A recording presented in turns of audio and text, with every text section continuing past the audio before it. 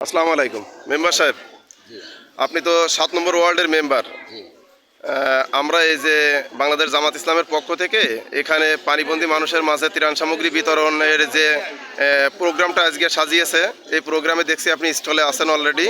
জি আপনাদের এই মানে পাচাকড়ির যে 3টি ওয়ার্ড, আসলে ওই জায়গায় আমরা শুনছি 8 নম্বর ওয়ার্ডটা খুব পানির ক্রান্তিকাল মুহূর্ত অতিবাহিত করছে। আমরা এ পর্যায়ে এই ত্রাণ সামগ্রী যে জামাত ইসলামের পক্ষ থেকে আগে কোনোদিন আপনারা ইউনিয়ন পরিষদে এরকম কোনো দলের থেকে এরকমভাবে দেওয়ার কোনো দেখছেন কিনা? পাওয়া যায়নি। জামাতে ইসলামের যে উদ্যোগ খুব ভালো লেগেছে। সবাই সম্মিলিতভাবে যদি আমরা এই উদ্যোগটা সবাই নিতাম, তাহলে আরও ভালো হতো, আরও ভালো হতো।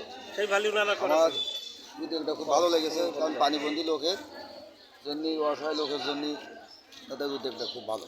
আপনারা এই যে পানিবন্দী মানুষের যে সময় লিস্ট করছে, সে সময় আমি শুনছি যে আপনারা প্রত্যেক ওয়ার্ডে ওয়ার্ডে যে সমস্ত দায়িত্বশীল আপনারা ওয়ার্ডে যারা আছে মেম্বার আছেন, আপনারা নিজেরাই প্রচুর পরিমাণে উৎসাহের সাথে আপনারা নাম সহ জামাতের লোকের সহযোগিতা করছেন যে যাতে প্রত্যেক বাড়িতে আমরা দেখেছি পানিবন্দী যাক, তারাই পাবে। তারাই পাবে। ধন্যবাদ আপনাকে।